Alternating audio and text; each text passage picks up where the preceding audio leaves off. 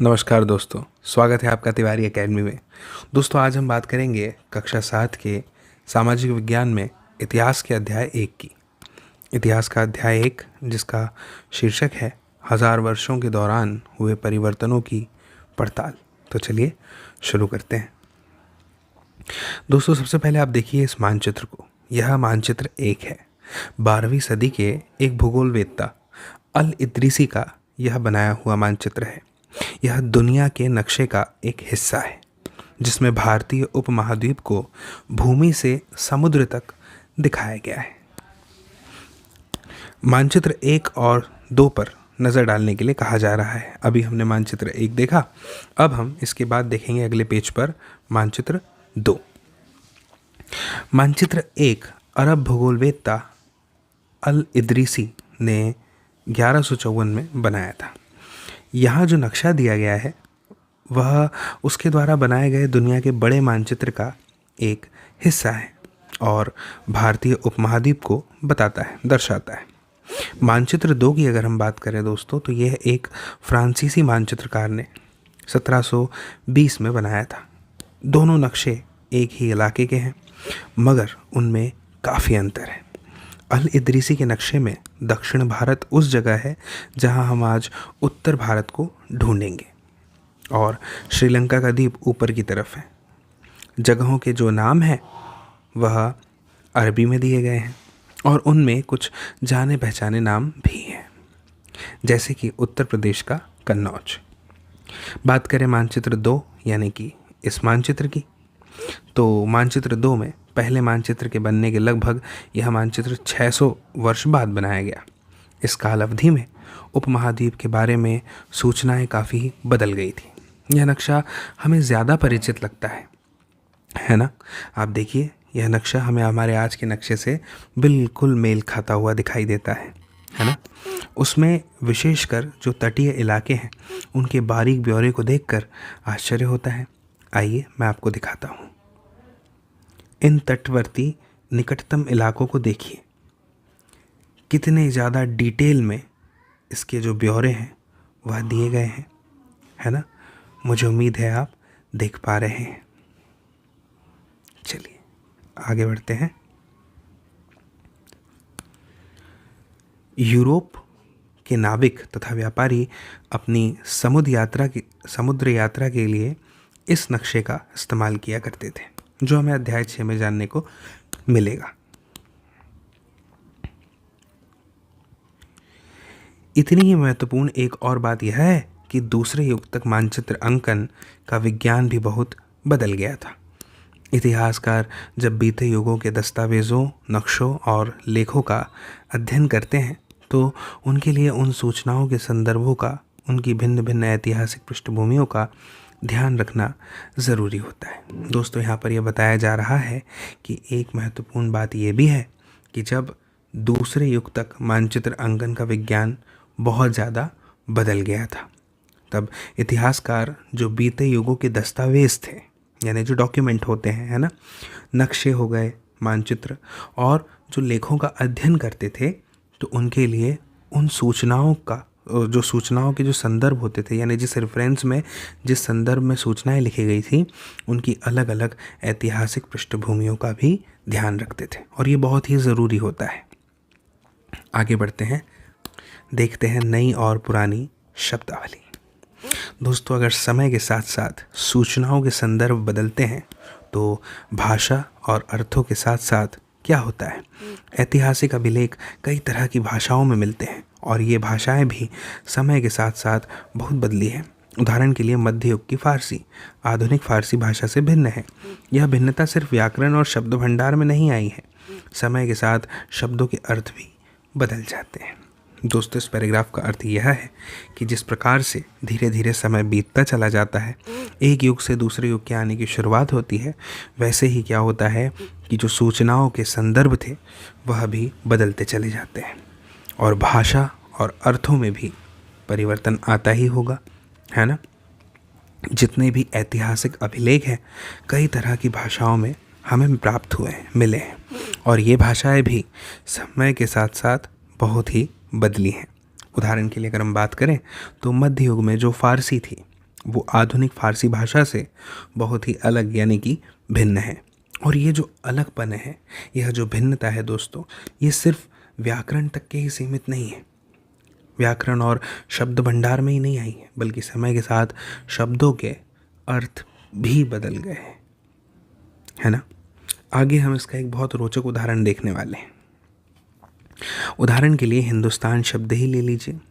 आज हम इसे आधुनिक राष्ट्र राज्य भारत के अर्थ में लेते हैं। 13वीं सदी में जब फारसी के इतिहासकार मिनाज सिराज ने हिंदुस्तान शब्द का प्रयोग किया था, तो उसका आशय पंजाब, हरियाणा और गंगा यमुना के बीच में स्थित इलाकों से था। दोस्तों, यहाँ पर बताया गया है कि किस प्रकार से हिंदुस्तान शब्द का जो तात्पर्य था, जो अर्थ था, वह पहले क्या था। पहले उसका अर्थ पंजाब, हरियाणा और गंगा यमुना के बीच में स्थित इलाकों से था, है ना। यह उपयोग मिनाज सिराज ने किया था, ठीक है, 13वीं सदी में। लेकिन वर्तमान में हिंदुस्तान से तात्पर्य संपूर्ण भारतवर्ष से है। उसने इस शब्द का राजनीतिक अर्थ में उन इलाकों के लिए इस्तेमाल किया जो दिल्ली के सुल्तान के अधिकार क्षेत्र में आते थे। यानी जो भी दिल्ली का सुल्तान होता, उसके क्षेत्र में जितने भी क्षेत्र आते उसके अधिकार क्षेत्र में, वह सब हिंदुस्तान है। सल्तनत के प्रसार के साथ साथ इस शब्द के अंतर्गत आने वाले क्षेत्र भी बढ़ते गए, लेकिन हिंदुस्तान शब्द में दक्षिण भारत का समावेश कभी नहीं हुआ, बल्कि इसके विपरीत 16वीं सदी के आरंभ में बाबर है ना, हुमायूं के पिता, उन्होंने हिंदुस्तान शब्द का प्रयोग इस उपमहाद्वीप के भूगोल, पशु पक्षियों और यहाँ के निवासियों की संस्कृति का वर्णन करने के लिए किया। यह प्रयोग 14वीं सदी के कवि अमीर खुसरो द्वारा प्रयुक्त शब्द हिंद के ही कुछ समान था, मगर जहाँ भारत को एक भौगोलिक और सांस्कृतिक सत्व के रूप में पहचाना जा रहा था, वहाँ हिंदुस्तान शब्द से वे राजनीतिक और राष्ट्रीय अर्थ नहीं जुड़े थे जो हम आज जोड़ते हैं। आगे बढ़ते हैं। किसी भी शब्द का प्रयोग करने में इतिहासकारों को बहुत सावधान रहना चाहिए। अब सावधानी क्यों बरतनी चाहिए दोस्तों? क्योंकि अतीत में उन शब्दों के कुछ अलग ही अर्थ थे। उदाहरण के लिए आप विदेशी शब्द को ही ले लीजिए। विदेशी जैसा सीधा साधा शब्द, वर्तमान में इसका अर्थ क्या होता है? ऐसा व्यक्ति जो हमारे देश का नहीं है वह विदेशी, यानी कि जो भारतीय नहीं है वह कौन है? विदेशी है। लेकिन वहीं दोस्तों, अगर हम मध्य युग की बात करें तो मध्य युग में मानो किसी गांव में आने वाला कोई भी अनजाना व्यक्ति जो समाज या संस्कृति का अंग ना हो, विदेशी कहलाता था। ऐसे व्यक्ति को हिंदी में परदेसी और फारसी में अजनबी कहा जा सकता है। इसलिए किसी नगरवासी के लिए वनवासी विदेशी होता था, किंतु एक ही गांव में रहने वाले दो किसान अलग अलग धार्मिक या जाति परंपराओं से जुड़े होने पर भी एक दूसरे के लिए विदेशी नहीं होते थे। मुझे उम्मीद है आपको यह समझ में आ रहा होगा। ठीक है, अब अगला शीर्षक पढ़ते हैं जो है इतिहासकार और उनके स्रोत। तो चलिए, इतिहासकार किस युग का अध्ययन करते हैं दोस्तों? तो मैं आपको बता दूं, यहाँ लिखा है इतिहासकार और उनकी खोज की प्रकृति क्या है, इसे देखते हुए वे अलग अलग तरह के स्रोतों का सहारा लेते हैं। ये अलग तरह के स्रोत कौन से हैं? उदाहरण के लिए पिछले साल हम लोगों ने गुप्त वंश के शासकों और हर्षवर्धन के बारे में पढ़ा था। इस पुस्तक में हम मोटे तौर पर 700 से 1750 ईस्वी तक लगभग 1000 वर्षों के बारे में पढ़ने वाले हैं। इस काल के अध्ययन के लिए इतिहासकार जिन स्रोतों का प्रयोग करते हैं, हम उसमें बहुत सी बातें ऐसी जानेंगे जो पिछले युग से वैसी ही चली आ रही है। इतिहासकार इस काल के बारे में सूचना इकट्ठी करने के लिए अभी भी सिक्कों, शिलालेखों, स्थापत्य यानी कि भवन निर्माण कला तथा लिखित सामग्री पर निर्भर करते हैं। पर कुछ बातें पहले से काफ़ी भिन्न यानी कि अलग हैं। इस युग में प्रामाणिक लिखित सामग्री की संख्या और विविधता आश्चर्यजनक रूप से बढ़ गई है। इसके आगे इतिहासकार सूचनाओं के दूसरे प्रकार के स्रोतों का भी इस्तेमाल धीरे धीरे कम करने लगे। इस समय के दौरान कागज़ क्रमशः सस्ता होता गया और बड़े पैमाने पर उपलब्ध भी होने लगा। लोग धर्मग्रंथ, शासकों के वृत्तांत, संतों के लेखन तथा उपदेश, अर्जियां, अदालतों के दस्तावेज, हिसाब तथा करों के खाते आदि लिखने में कागज़ का उपयोग करने लगे। आप देख सकते हैं हर तरीके की जानकारी लिखने के लिए कागज़ का उपयोग दोस्तों किया जाने लगा। धनी व्यक्ति, शासक जन, मठ तथा मंदिर पांडुलिपियाँ एकत्रित किया करते थे। इन पांडुलिपियों को पुस्तकालयों तथा अभिलेखागारों में रखा जाता है। इन पांडुलिपियों तथा दस्तावेजों से इतिहासकारों को बहुत सारी दोस्तों विस्तृत जानकारी मिलती है, मगर साथ ही इनका उपयोग कठिन है। उन दिनों छापे खाने तो थे नहीं, इसलिए लिपिक या जो नकल नवीस थे, जो नकल उतारा करते थे, वह हाथ से ही पांडुलिपियों की प्रतिकृति बनाते थे।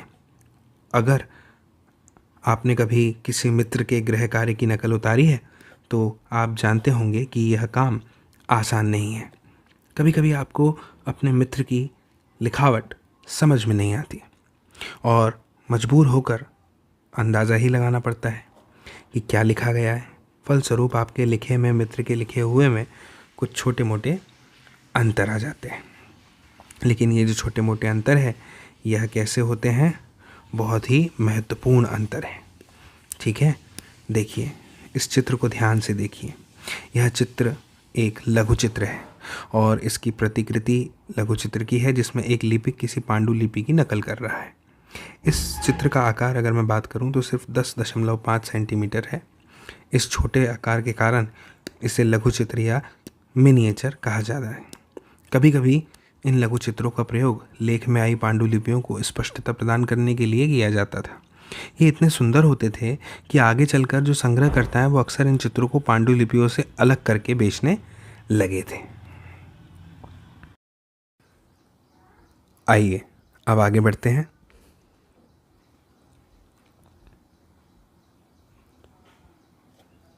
पांडुलिपि की प्रतिलिपि बनाने में भी कुछ यही होता है। प्रतिलिपियां बनाते हुए लिपिक छोटे मोटे फेरबदल करते चलते थे। कहीं कोई शब्द, कहीं कोई वाक्य। सदी दर सदी प्रतिलिपियों की भी प्रतिलिपियां बनती रहीं और अंततः एक ही मूल ग्रंथ की भिन्न भिन्न प्रतिलिपियां एक दूसरे से बहुत ही अलग हो गई। इससे बड़ी गंभीर समस्या उत्पन्न हो गई। ऐसा क्यों हुआ? क्योंकि आज हमें लेखक की जो मूल प्रति थी, जो मूल पांडुलिपि थी, वह शायद ही कहीं मिलती है और हमें बाद के लिपिकों द्वारा बनाई गई प्रतिलिपियों पर ही पूरी तरह से दोस्तों निर्भर रहना पड़ता है। इसीलिए इस बात का अंदाज़ा लगाने के लिए कि मूलतः लेखक ने क्या लिखा था, इतिहासकारों को एक ही ग्रंथ की विभिन्न प्रतिलिपियों का अध्ययन करना पड़ता था। कई बार लेखक स्वयं भी समय समय पर अपने मूल वृत्तांत में संशोधन करते रहते थे। 14वीं शताब्दी के इतिहासकार ज़ियाउद्दीन बर्नी ने अपना वृत्तांत पहली बार दोस्तों लिखा था 1356 में और दूसरी बार इसके 2 वर्ष बाद ही लिखा था। दोनों में अंतर है, लेकिन 1971 तक इतिहासकारों को पहली बार वाले वृत्तांत की जानकारी ही नहीं थी। यह पुस्तकालयों में विशाल संग्रहों में कहीं पर दबा पड़ा था। चित्र 2। इस चित्र को दोस्तों आप ध्यान से देखिए। लिखावट की भिन्न प्रकार की शैलियों के कारण फारसी और अरबी पढ़ने में कठिनाई हो सकती है। नस्तलिक लिपि, जिसे हम बाईं ओर से लिखते हैं, तो नस्तलिक लिपि में वर्ण जोड़कर धारा प्रवाह रूप से लिखे जाते हैं। फारसी अरबी के जानकारों के लिए इस लिपि को पढ़ना आसान होता है। शिक्स्त लिपि, जो दाईं ओर लिखी जाती है, अधिक सघन, संक्षिप्त और कठिन होती है। आगे बढ़ते हैं, बात करते हैं अगले शीर्षक की। अगला शीर्षक जो है नए सामाजिक और राजनीतिक समूह। दोस्तों, सन 700 और 1750 के बीच के 1000 वर्षों का अध्ययन इतिहासकारों के आगे भारी चुनौती रखता है। मुख्य रूप से इसलिए कि इस पूरे काल में बड़े पैमाने पर, लार्ज स्केल पे, अनेक तरह के परिवर्तन हुए। इस काल में अलग अलग समय पर नई प्रौद्योगिकी के दर्शन होते हैं, यानी कि टेक्निक। जैसे सिंचाई में रहट, कताई में चरखे और युद्ध में आग्नेयास्त्रों का उपयोग। आग्नेयास्त्र मतलब दोस्तों होता है बारूद वाले हथियार। इसके साथ ही इस उपमहाद्वीप में नई तरह का खान पान भी आया, जैसे आलू, मक्का, मिर्च, चाय और कॉफ़ी। ध्यान रहे कि ये तमाम परिवर्तन दोस्तों नई प्रौद्योगिकियां और फसलें उन लोगों के साथ आए जो अपने साथ में नए विचार भी लेकर आए थे। फलस्वरूप यह काल आर्थिक, राजनीतिक, सामाजिक और सांस्कृतिक परिवर्तनों का भी काल रहा। दोस्तों अध्याय 5, 6 और 7 में हम इनमें से कुछ के बारे में जानेंगे। यह चित्र रहट का है जिसका जिक्र अभी ऊपर किया था। दोस्तों इस युग में लोगों की गतिशीलता, एक स्थान से दूसरे स्थान पर आना जाना भी बहुत बढ़ गया था। अवसर की तलाश में लोगों के झुंड दूर दूर की यात्राएं करने लगे थे। इस उपमहाद्वीप में अपार संपदा और अपना भाग्य गढ़ने के लिए अपार संभावनाएं मौजूद थी। इस काल में जिन समुदायों का महत्व बढ़ा उनमें से एक समुदाय था दोस्तों राजपूत, जिसका नाम राजपुत्र अर्थात राजा का पुत्र से निकला है। 8वीं से 14वीं सदी के बीच यह नाम आम तौर पर योद्धाओं के उस समूह के लिए प्रयुक्त होता था जो क्षत्रिय वर्ण के होने का दावा करते थे। राजपूत शब्द के अंतर्गत केवल राजा और सामंत वर्ग ही नहीं बल्कि वे सेनापति और सैनिक भी आते थे जो पूरे उपमहाद्वीप में अलग अलग शासकों की सेनाओं में सेवारत थे। कवि और चारण राजपूतों की आचार संहिता, प्रबल पराक्रम और स्वामी भक्ति का गुणगान करते थे। इस युग में राजनीतिक दृष्टि से महत्व हासिल करने के अवसरों का लाभ मराठा, सिख, जाट, अहोम और कायस्थ, मुख्यतः लिपिकों और मुंशियों का कार्य करने वाली जो जाति होती है आदि समूह ने भी उठाया। इस पूरे काल के दौरान दोस्तों क्रमशः जंगलों की कटाई हो रही थी और खेती का जो इलाका था वह बढ़ता जा रहा था। कुछ क्षेत्रों में यह परिवर्तन अन्य क्षेत्रों की अपेक्षा अधिक तेजी से और पूरे तौर पर हुआ। पर्यावास में परिवर्तन के कारण कई वनवासियों को मजबूर होकर अपना स्थान छोड़ना पड़ा। पर्यावास का तात्पर्य क्या है हम समझते हैं। पर्यावास, इसका तात्पर्य किसी भी क्षेत्र के पर्यावरण और वहाँ के रहने वालों की सामाजिक और आर्थिक जीवन शैली से है। तो कुछ और वनवासी ज़मीन की जुताई करने लगे और कृषक यानी कि किसान बन गए। कृषकों के ये नए समूह क्षेत्रीय बाजार, मुखियाओं, पुजारियों, मठों और मंदिरों से प्रभावित होने लगे। वे बड़े और जटिल समाजों के अंग बन गए। उन्हें कर चुकाने पड़ते थे, है ना, और स्थानीय मालिक वर्ग की बेगार करनी पड़ती थी। परिणाम स्वरूप क्या हुआ? परिणाम स्वरूप किसानों के बीच अधिक और आर्थिक और सामाजिक अंतर उभरने लगे। कुछ के पास ज़्यादा उपजाऊ ज़मीन होती थी और कुछ लोग मवेशी भी पालते थे। कुछ लोग खेती से खाली समय में दस्तकारी आदि का कुछ काम कर लेते थे। जैसे जैसे समाज में अंतर बढ़ने लगे, लोग जातियों और उपजातियों में बांटे जाने लगे और उनकी पृष्ठभूमि और व्यवसाय के आधार पर उन्हें समाज में ऊंचा या नीचा दर्जा दिया जाने लगा। दोस्तों ये दर्जे स्थायी नहीं होते थे। किसी जाति विशेष के सदस्यों के हाथों में कितनी सत्ता, प्रभाव और संसाधनों का नियंत्रण है, इसके आधार पर इसके दर्जे बदलते रहते थे। एक ही जाति का किसी क्षेत्र में कोई दर्जा हो सकता था और किसी अन्य क्षेत्र में कोई और। अपने सदस्यों के व्यवहार का नियंत्रण करने के लिए जातियां स्वयं अपने अपने नियम बनाती थीं। इन नियमों का पालन जाति के बड़े बुजुर्गों की भी एक सभा करवाती थी, जिससे कुछ इलाकों में जाति पंचायत कहा जाता था। लेकिन जातियों को अपने निवास के गांवों के रिवाजों का पालन भी करना पड़ता था। इसके अलावा कई गांवों पर मुखियाओं का शासन होता था। मिल मिलाकर वे किसी राज्य की एक छोटी इकाई भर होती थी। आगे बढ़ते हैं और अगला शीर्षक जानते हैं, क्षेत्र और साम्राज्य। दोस्तों चोल, तुगलक या मुगल जैसे बड़े बड़े राज्यों के अंतर्गत कई सारे क्षेत्र आ जाते थे। बात करें दिल्ली की, तो दिल्ली के सुल्तान गयासुद्दीन बलबन, जिनका जिक्र 1266 से 1287 के बीच हुआ, की प्रशंसा में एक संस्कृत प्रशस्ति के उदाहरण के लिए, जो हम अध्याय 2 में देखेंगे, उसमें उसे एक विशाल साम्राज्य का शासक बताया गया, जो पूर्व में बंगाल यानी कि गौड़ से लेकर पश्चिम में अफगानिस्तान के गजनी यानी गज्जन तक फैला हुआ था, और जिसमें संपूर्ण दक्षिण भारत द्रविड़ भी आ जाता था।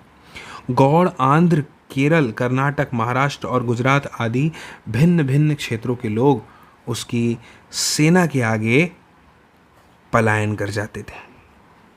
इतिहासकार विजय अभियान के इन दावों को अतिशयोक्तिपूर्ण मानते हैं। साथ ही वे यह समझने की कोशिश में भी लगे रहते हैं कि शासक लोग इस उपमहाद्वीप के भिन्न भिन्न भागों पर अपने अधिकार का उल्लेख आखिर क्यों करते रहते थे। इससे पहले कि दोस्तों हम आगे बढ़ें, बात करते हैं मानचित्र 3 की। मिस्र के जो शिहाबुद्दीन उमरी द्वारा यह रचित मानचित्र है, इसका नाम लिखा हुआ है मसालिक अल अब्सर फी ममालिक अल अमसर के अनुसार मोहम्मद तुगलक के राज्यकाल में दिल्ली सल्तनत के अंतर्गत आने वाले प्रांत। यहाँ पे रोमन अंकों द्वारा राज्यों को बताया गया है। तो अगर हम बात करें सबसे पहले यानी कि इस राज्य की, तो सबसे पहले दिया हुआ है सिविस्तान।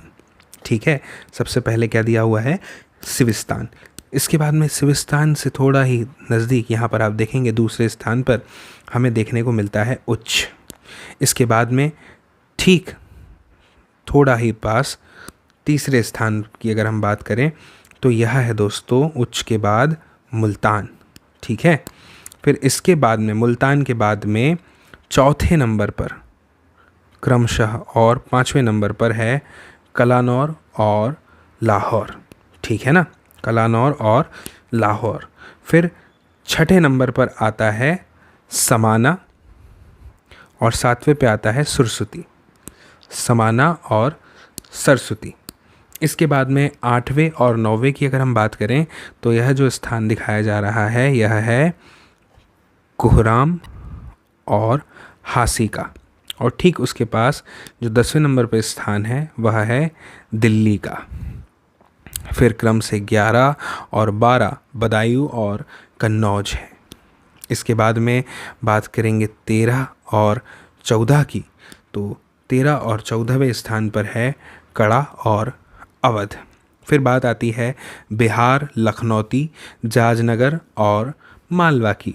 फिर बात आती है बिहार, लखनौती, जाजनगर और मालवा की। ठीक है, इसके बाद में 19वें नंबर पर आता है कौन? गुजरात, और यहाँ पर है ये देवगिरी। मुझे उम्मीद है आप समझ पा रहे हैं। ठीक है, किस प्रकार यह एक के बाद एक क्रम से हम देख रहे हैं, है ना, आप देख पा रहे होंगे। फिर इसके बाद में 20 के बाद 21वें नंबर पर अगर मैं बात करूं तो आता है तेलंगाना। फिर आता है तैलंग, ये है तेलंगाना और ये है तैलंग।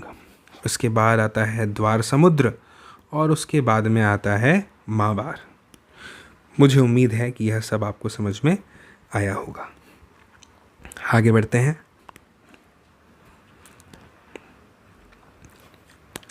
जानते हैं इस बॉक्स में क्या लिखा है। भाषा तथा क्षेत्र। सन 1318 में कवि अमीर खुसरो ने इस बात पर गौर किया था कि इस देश के हर क्षेत्र की एक अलग भाषा है, जैसे सिंधी, लाहौरी, कश्मीरी, द्वार समुद्री। दोस्तों, द्वार समुद्री वह है जो दक्षिण कर्नाटक में उपयोग में लाई जाती है। इसी तरह से तेलंगानी वह है जो आंध्र प्रदेश में, गुजरी गुजरात में, मावारी तमिलनाडु में, गौड़ी बंगाल में, अवधी पूर्वी उत्तर प्रदेश में और हिंदवी दिल्ली के आसपास के क्षेत्र में उपयोग में आई जाने वाली भाषा है। इसके बाद में अमीर खुसरो ने आगे यह भी बताया है दोस्तों कि ये जो जितनी भाषाएं हैं ना, इन भाषाओं के विपरीत एक भाषा संस्कृत भी है। संस्कृत एक ऐसी भाषा नहीं है जो किसी विशेष क्षेत्र की भाषा हो, बल्कि यह एक प्राचीन भाषा है जिसे केवल ब्राह्मण जानते हैं, आम जनता नहीं जानती। अमीर खुसरो द्वारा उल्लेखित भाषाओं की एक सूची बनाने के लिए आपसे कहा जा रहा है, और यह भी कहा जा रहा है कि उन सूची बनाने के बाद उन भाषाओं के नाम भी बताइए जो उनके द्वारा उल्लेखित क्षेत्रों में आज बोली जाती हैं। चलिए आगे बढ़ते हैं दोस्तों। अब लिखा है आगे, सन 700 तक कई क्षेत्रों के अपने अपने भौगोलिक आयाम तय हो चुके थे और उनकी अपनी भाषा, सांस्कृतिक विशेषताएं स्पष्ट हो गई थी। अध्याय 9 में हम इनके बारे में और अधिक जानकारी हमें मिलेगी। ये क्षेत्र विशेष शासक राजवंशों से भी जुड़ गए थे। इन राज्यों के बीच काफ़ी टकराहटें चलती रहती थी। कभी कभी चोल, खलजी, तुगलक और मुगल जैसे राजवंश अनेक क्षेत्रों में फैला एक विशाल साम्राज्य भी खड़ा कर लेते थे। ये सभी साम्राज्य समान रूप से स्थिर या सफल नहीं हो पाते थे। उदाहरण के तौर पर अगर हम देखें दोस्तों, तो अध्याय 3 और अध्याय 4 की जो तालिका है, जो हम अध्याय 3 और 4 में देखेंगे, उसमें यह बताया गया है खलजी और मुगल वंश के शासन भी कितनी अवधि तक चले, यह हमें उसमें देखने को आगे मिलेगा। आगे बढ़ते हैं। 18वीं सदी में मुगल वंश पतन के ढलान पर था। फलस्वरूप क्षेत्रीय राज्य फिर से उभरने लग गए थे, लेकिन वर्षों से जो सर्वक्षेत्रीय साम्राज्यों का शासन चल रहा था, उससे क्षेत्रों की प्रकृति बदल गई थी। उन पर कई छोटे बड़े राज्यों का शासन चलता रहा और उन राज्यों की बहुत सी बातें इस उपमहाद्वीप के अधिकतर भाग पर फैले इन क्षेत्रों को विरासत में मिली थी। इस तथ्य का पता हमें उन कई परंपराओं से लगता है जो इन क्षेत्रों में उभरी थी। इन परंपराओं में कुछ एक दूसरे से भिन्न और कुछ एक समान है। ऐसी परंपराएं हमें प्रशासन, अर्थव्यवस्था के दोस्तों, प्रबंधन यानी मैनेजमेंट और उच्च संस्कृति तथा भाषा के संदर्भ में मिलती हैं। इसके बाद सन 700 से लेकर 1750 के बीच के 1000 वर्षों में इन अलग अलग क्षेत्रों की प्रकृति एक दूसरे से कटकर अलग अलग नहीं पनपी थी। हालांकि उनके चरित्र की अपनी विशिष्टताएं बनी रहीं, मगर समन्वय की सर्वक्षेत्रीय ताकतों का प्रभाव भी उन पर पड़ा था। इस पूरे पैराग्राफ का क्या अर्थ है? इस पूरे पैराग्राफ में हमें यह बताया है दोस्तों कि किस प्रकार से 18वीं सदी में मुगल वंश पतन के ढलान पर था, और जब वह पतन के ढलान पर था तो इसके परिणाम से क्या हुआ कि जो क्षेत्र में राज्य थे ना, वो वापस से उभरने लगे। लेकिन इतने वर्षों से जो सभी क्षेत्रों में जो साम्राज्यों का दोस्तों शासन चल रहा था ना, उससे क्या हुआ कि जितने भी ये क्षेत्र थे वहाँ पर उनकी जो प्रकृति थी, जो नेचर था, वह बदल गया था। उन पर बहुत सारे, किस प्रकार बदला था तो वह बताया जा रहा है। उन पर कई बहुत सारे छोटे बड़े राज्यों का शासन चलता रहा था और उन राज्यों की बहुत सी बातें जो थी वह इस उपमहाद्वीप के जो अधिकतर भाग पर फैले जो बाकी के क्षेत्र हैं, उन क्षेत्रों को वह विरासत में मिली थी। और इस तथ्य का पता हमें कैसे चला? इस तथ्य का पता हमें उन बहुत सारी परंपराओं से चलता है जो कि इस क्षेत्र में उभरी हुई थी। इन परंपराओं में दोस्तों कुछ परंपराएं ऐसी थी जो एक दूसरे से भिन्न थी और कुछ ऐसी थी जो एक दूसरे के समान थी। और ऐसी परंपराएं हमें प्रशासन के बारे में, अर्थव्यवस्था के प्रबंधन, उच्च संस्कृति तथा भाषा के संदर्भ में मिला करती थी। बात करें अगर 700 से लेकर 1750 की, तो 700 से लेकर 1750 के बीच में दोस्तों यह जो 1000 वर्ष हैं, इनमें अलग अलग क्षेत्रों की प्रकृति एक दूसरे से कटकर अलग अलग नहीं पनपी थी। ये बात और है दोस्तों कि उनके जो चरित्र की अपनी विशिष्टताएं थी वह बनी रही और समन्वय, सर्वक्षेत्रीय ताकतों का प्रभाव भी उन पर पड़ा था। चलिए आगे बढ़ते हैं और देखते हैं अगला शीर्षक जो है पुराने और नए धर्म। इतिहास के जिन 1000 वर्षों की पड़ताल दोस्तों हम कर रहे हैं, इनके दौरान धार्मिक परंपराओं में कई बड़े परिवर्तन आए। दैविक तत्व में लोगों की आस्था कभी कभी बिल्कुल ही व्यक्तिगत स्तर पर होती थी, मगर आम तौर पर इस आस्था का स्वरूप सामूहिक होता था। किसी दैविक तत्व में सामूहिक आस्था यानी धर्म प्रायः स्थानीय समुदायों के सामाजिक और आर्थिक संगठन से संबंधित होती थी। जैसे जैसे इन समुदायों का सामाजिक संसार बदलता गया, वैसे ही इनकी आस्थाओं में भी परिवर्तन आता गया। दोस्तों आज हम जिसे हिंदू धर्म कहते हैं, उसमें भी इसी युग में महत्वपूर्ण बदलाव आए। इन परिवर्तनों में से कुछ थे नए देवी देवताओं की पूजा, राजाओं द्वारा मंदिरों का निर्माण और समाज में पुरोहितों के रूप में ब्राह्मणों का बढ़ता महत्व तथा बढ़ती सत्ता आदि। दोस्तों इस पैराग्राफ में हमें यह बताया जा रहा है कि इतिहास के जिन 1000 वर्षों की बात हम यहाँ पर करते हैं, जिनकी पड़ताल हम कर रहे हैं, इन 1000 वर्षों के दौरान धार्मिक परंपराओं में दोस्तों बहुत बड़े कई सारे परिवर्तन आए। बात करेंगे अगर दैविक तत्वों की, तो दैविक तत्व में लोगों की जो आस्था थी वो कभी कभी तो हमें देखने में आता था कि बिल्कुल व्यक्तिगत स्तर पर है, यानी इंडिविजुअली, लेकिन कभी कभी आमतौर पर जो है इस आस्था का स्वरूप सामूहिक होता था। लोग साथ में मिलकर के पूजा पाठ कर्मकांड आदि किया करते थे। किसी दैविक तत्व में सामूहिक आस्था, अगर ग्रुप में पूजा हो रही है तो यानी धर्म प्रायः स्थानीय समुदायों के सामाजिक और आर्थिक संगठन से संबंधित होती थी। उन्हीं में हमें यह देखने को मिलता था। जैसे जैसे ये जो समुदाय थे इनका सामाजिक संसार बदलता गया, वैसे वैसे इनकी आस्थाओं में भी परिवर्तन आता चला गया। आज दोस्तों हम जिसे हिंदू धर्म कहते हैं उसमें भी इस युग के महत्वपूर्ण बदलाव आए थे। इन परिवर्तनों में से कुछ थे नए देवी देवताओं की पूजा करना, राजाओं द्वारा मंदिरों का निर्माण कराना, समाज में पुरोहितों के रूप में ब्राह्मणों का बढ़ता महत्व तथा बढ़ती सत्ता आदि। संरक्षक, कोई प्रभावशाली धनी व्यक्ति जो किसी कलाकार, शिल्पकार, विद्वान या अभिजात जैसे किसी अन्य व्यक्ति को मदद या सहारा देता, उसे कहा जाता है। आगे बढ़ते हैं। संस्कृत ग्रंथों के ज्ञान के कारण समाज में ब्राह्मणों का बड़ा आदर होता था। इनके संरक्षक थे नए नए शासक जो स्वयं प्रतिष्ठा की चाह में थे। इन संरक्षकों का समर्थन होने के कारण समाज में इनका दबदबा और भी बढ़ गया था।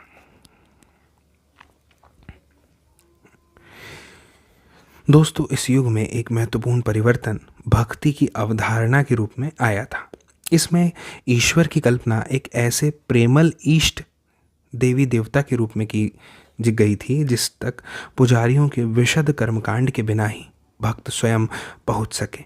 इस विषय में और साथ ही दूसरी परंपराओं के बारे में हमें अध्याय 8 में और जानकारी मिलेगी। दोस्तों यही वह युग था जिसमें इस उपमहाद्वीप के नए नए धर्मों का भी आगमन हुआ। कुरान शरीफ का संदेश भारत में पहल 7वीं सदी में व्यापारियों और अप्रवासियों के जरिए पहुंचा। मुसलमान कुरान शरीफ को अपना धर्म ग्रंथ मानते थे। केवल एक ईश्वर अल्लाह की सत्ता को स्वीकार करते हैं, जिसका प्रेम, करुणा और उदारता अपने में आस्था रखने वाले हर व्यक्ति को गले लगाता है, चाहे उस व्यक्ति की सामाजिक पृष्ठभूमि कुछ भी रही हो। कई शासक इस्लाम और इसके विद्वान धर्मशास्त्रियों और न्यायशास्त्रियों अर्थात उलेमा को संरक्षण देते थे। हिंदू धर्म की ही भांति इस्लाम के अनुयायी भी अपने धर्म की अलग अलग तरह से व्याख्या करते थे। मुसलमानों में कुछ शिया थे जो पैगंबर साहब के दामाद अली को मुसलमानों का विधि सम्मत नेता मानते थे, और कुछ सुन्नी थे जो खलीफाओं के प्रभुत्व को स्वीकार करते थे। इस्लाम के आरंभिक दौर में इस धर्म का नेतृत्व करने वाले खलीफा कहलाते थे और आगे भी इनकी परंपरा चलती रही। इस्लामी न्याय सिद्धांत, विशेषकर भारत में हनफी और शफी ऐसे सिद्धांत हैं कि विभिन्न परंपराओं में भी कई महत्वपूर्ण अंतर रहे हैं। ऐसे ही धर्म सिद्धांतों तथा रहस्यवादी विचारों को लेकर विभिन्नताएं देखने को मिलती हैं। आगे बढ़ते हैं। समय और इतिहास के कालखंडों पर विचार। इतिहासकार समय को केवल घड़ी या दोस्तों कैलेंडर की तरह नहीं देखते, यानी कि केवल घंटों, दिनों या वर्षों के बीतने के रूप में ही नहीं देखा करते। तो फिर दोस्तों उनका नज़रिया यह है कि समय सामाजिक और आर्थिक संगठन में आने वाले परिवर्तनों को बताता है, झलकाता है, और यह दिखलाता है कि विचारों और विश्वासों में कितना स्थायित्व है और कितना परिवर्तन आया है समय के साथ। यदि अतीत को समान विशेषता रखने वाले कुछ बड़े हिस्सों, युगों, कालों में बांट दिया जाए तो समय का अध्ययन कुछ आसान हो जाता है। 19वीं सदी के मध्य में अंग्रेज जो इतिहासकार थे उन्होंने भारत के इतिहास को 3 युगों में बांट दिया। अब इसे आप ध्यान से समझिएगा। वह 3 युग थे हिंदू, मुस्लिम और ब्रिटिश।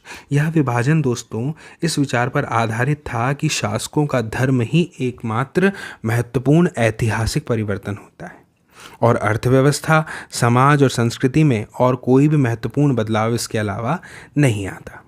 इस दृष्टिकोण में इस उपमहाद्वीप की अपार विविधता की दोस्तों उपेक्षा हो गई थी, क्योंकि यह बात तो ठीक नहीं मालूम पड़ती, सभी चीज़ों में परिवर्तन आता है ना।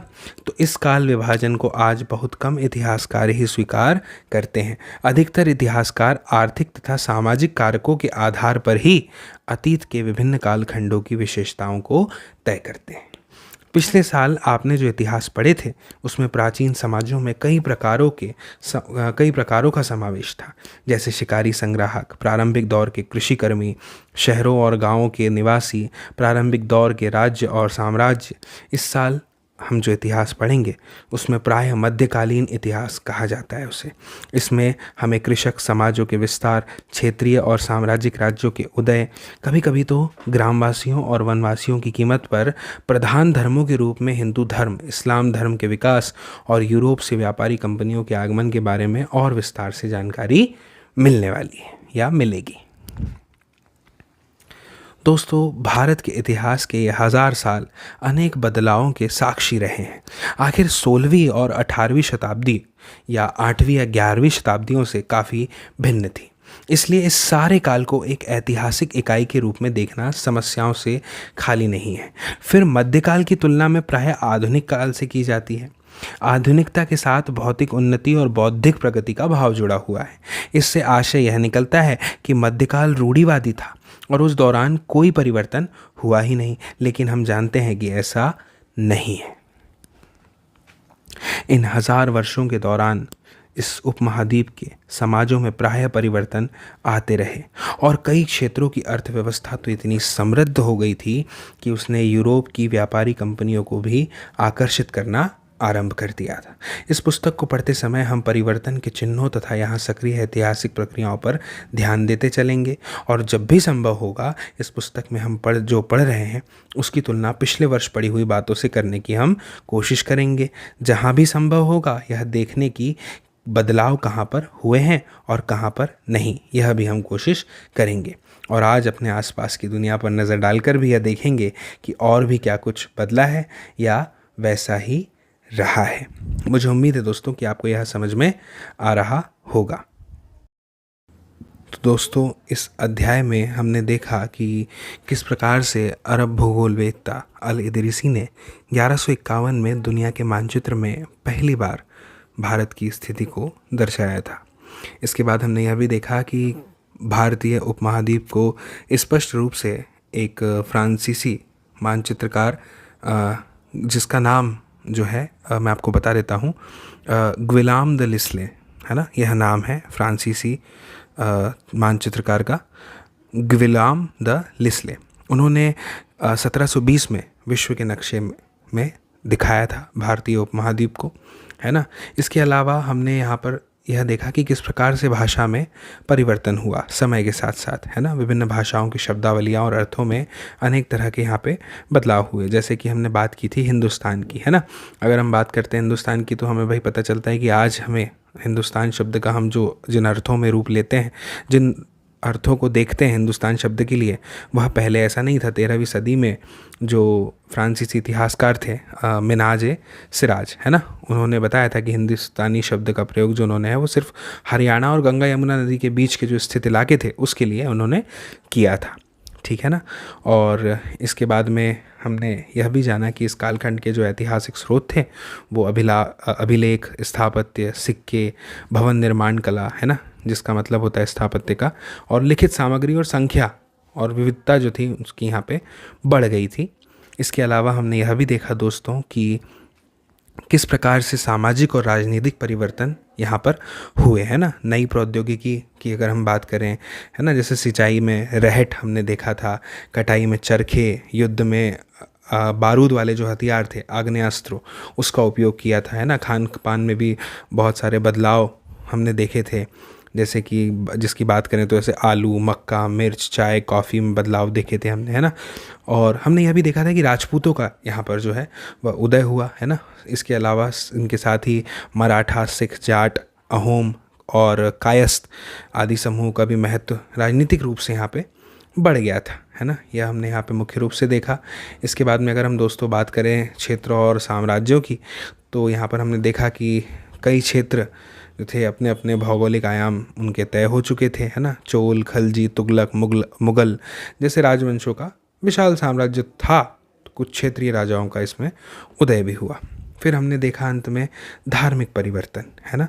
धार्मिक परिवर्तन की बात करेंगे कि दैविक तत्व में आस्था, धर्म, है ना, स्थानीय समुदायों के सामाजिक और आर्थिक संगठन से संबंधित होती थी, ये हमने यहाँ पे जाना। ठीक है, नए देवी देवताओं की किस प्रकार से पूजा की गई, शासक करवाते थे, है ना, राजा लोग जो थे, मंदिरों का निर्माण विभिन्न, वो भी अलग अलग शैलियों में, है ना। फिर ब्राह्मणों को किस प्रकार से धन संरक्षक के रूप में महत्व दे दिया गया। प्रेमल देवी देवताओं जो थे उनको प्रेमल देवी, प्रेमल इष्ट के रूप में मान्यता किस प्रकार से मिली, है ना, कैसे मानने लगे आदि हमने यहाँ पर देखा। ठीक है ना। शिया सुन्नी के बारे में हमने देखा, है ना। शिया जो थे वह पैगंबर साहब के दामाद अली को अपना नेता मानते थे। सुन्नी की अगर हम बात करें तो ये खलीफाओं को मानते थे, है ना। इस्लाम के आरंभिक दौर में इस धर्म का नेतृत्व करने वाले खलीफा कहलाते थे और आगे भी इनकी परंपरा इसी प्रकार से चलती रही। तो दोस्तों, मुझे उम्मीद है कि यह जो पूरा अध्याय है आपको संपूर्ण रूप से समझ में आया होगा, है ना। इसमें किसी तरह की आपको कोई भी दिक्कत नहीं गई होगी इसको समझने में। और मुझे ऐसी उम्मीद है कि यदि आपको यह अध्याय समझ में आया तो आप ज़रूर इसे अपने मित्रों, साथियों, सहपाठियों, परिजनों के साथ साझा करेंगे। इस वीडियो की लिंक को शेयर करेंगे ताकि सभी लोगों तक यह वीडियो पहुँच पाए। और दोस्तों, जल्दी मिलते हैं नेक्स्ट वीडियो में। तब तक के लिए नमस्कार।